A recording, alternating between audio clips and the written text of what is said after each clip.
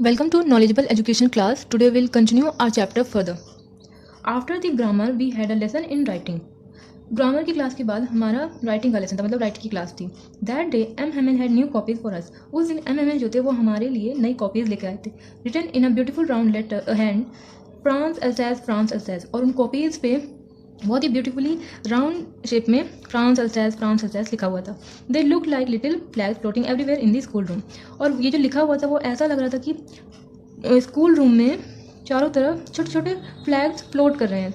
Hung from the rod at the top of our desk. ऐसा लग रहा था जैसे हमारी डेस्क पे एक सबसे ऊपर एक रोड लगी हुई है और उससे वो फ्लैग्स लटके हुए हैं. ऐसे ये शब्द लग रहे थे देखने में.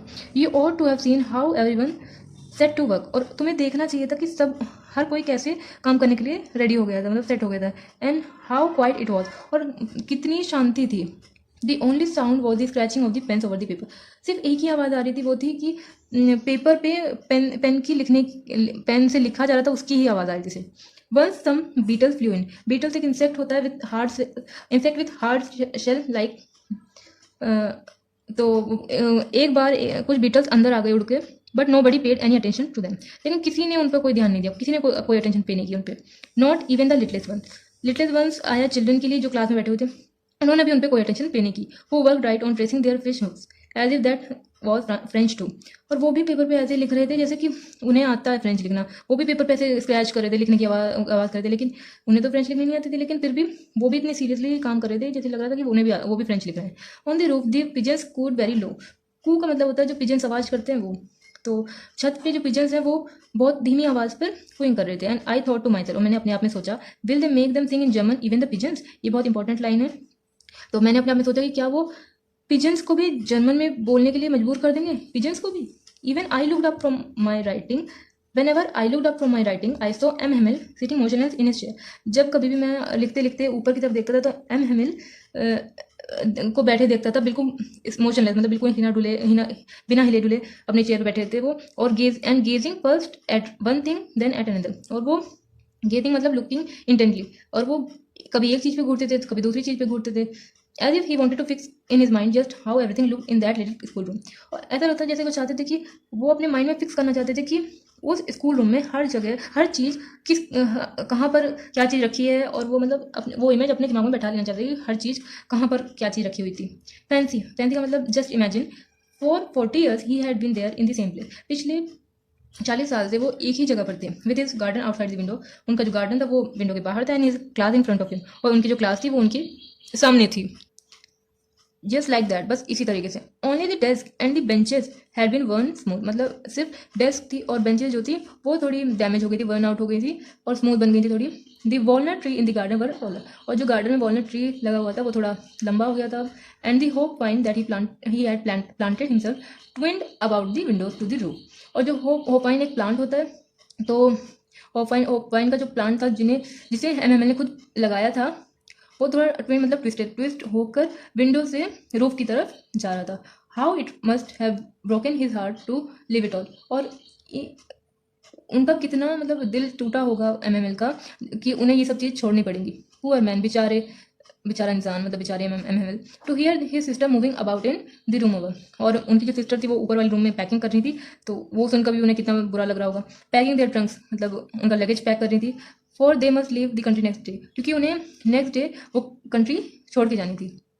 But he had the courage to hear every lesson to the very last. लेकिन उनमें इतनी करेज थी कि वो हर लेसन सुने, मतलब हर बच्चे का लेसन सुने. After the writing we had a lesson in history. और राइटिंग की क्लास के बाद हमारी हिस्ट्री की क्लास थी. And then the babies chanted their ba bi bo बू.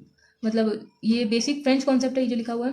तो बेबीज जो हैं, मतलब बेबीज यहाँ सब लोगों के लिए आया है कि वो उन्होंने बेसिक फ्रेंच कॉन्सेप्ट को रिसाइट करना स्टार्ट किया. Down there at the back of the room, जो क्लासरूम था उसकी बैक साइड पे, old Hauser had put on his spectacle. Old Hauser ने अपने स्पेक्टिकल्स पहने. And holding his primer in both hands. और जो प्राइमर था उसे दोनों हाथों में पकड़ कर spelled the letter with them. और उन्होंने भी ये जो बाबी बू था ये सब लेटर्स बोले. You could see that he too was crying. आप देख सकते थे कि वो भी रो रहे थे. His voice tremble with emotion. और उनकी जो वॉइस थी वो कांप रही थी इमोशंस से. And it was so funny to hear him. और ये बहुत फनी लग रहा था देखने में कि वो जो वो बोल रहे थे वो सुनने में बहुत फनी लग रहा था. That all we wanted to laugh and cry. कि हम सब चाहते थे कि हम हंसें और रोएं भी। How well I remember it that last lesson. मुझे कितने अच्छे से याद रिमेंबर है, कितने अच्छे से याद है वो last lesson. All at once the church clock struck 12। और तो एक अचानक से जो चर्च की क्लॉक है उसमें 12 बज गए। देन दी एंजलस एंजलस प्रेयर होती बेल होती है जो कि प्रेयर के लिए बजाई जाती है चर्च में। A bell rang for prayers. तो एंजलस बजी मतलब बेल बजी। At the same moment the trumpets of the Prussians returning from drill sounded under our window. और उसी समय जो प्रेशन सोल्जर्स थे वो अपनी ट्रेनिंग से वापस आ रहे थे, मिलिट्री ट्रेनिंग से। तो वो ट्रम्पेट बजाते हुए जा रहे थे, तो उनकी आवाज़ हमारी विंडो से आ रही थी। M stood up. एम खड़े हुए, वेरी पेल। उनका चेहरा बहुत पीला पड़ गया था, बिल्कुल पेल येलोइश। इन हिज चेयर, वो अपनी चेयर से खड़े हुए। I never saw him look so tall. और टॉल का यहाँ पे लंबे से मतलब नहीं, यहाँ से रिस्पेक्ट से मतलब है। फ्रांस कह रहा है कि मैंने कभी भी उन्हें इतनी रिस्पेक्ट से कभी नहीं देखा था, मतलब फ्रांस उनकी और ज़्यादा रिस्पेक्ट करने लग गया था। माई फ्रेंड्स सेड ही, मेरे दोस्तों, उन्होंने कहा। आई बट समथिंग चोक हिम।